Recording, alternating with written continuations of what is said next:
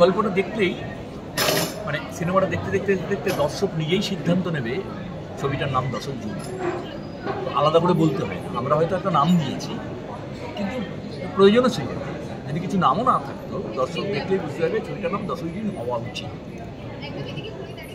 10ই June কেন, কী কারণে, সেদিন কী ঘটেছিল, সেগুলো তো গল্পে আছে, ওটা আমি আর বলছি না, বললে ওটাই নষ্ট হয়ে যাবে।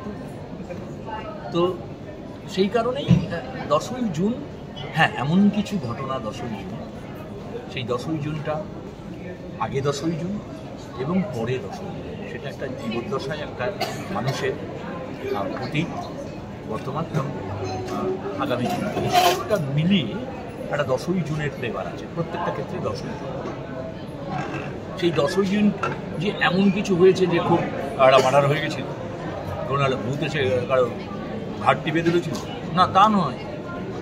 10ই জুন ওই ভেতরের কিছু অনুভূতি আছে, কিছু গল্পের মধ্যে প্রেম আছে, মজা আছে, যেটা সবটা মিলিয়ে ওই 10ই জুনই আছে।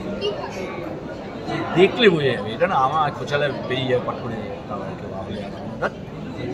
10ই জুন কারণে। বিনোদন জগতের সব খবরাখবর সবার আগে পেতে সাবস্ক্রাইব করুন বিনোদন চিত্র ইউটিউব চ্যানেল আর পাশে থাকা বেল বাটনটি ক্লিক করতে ভুলবেন না।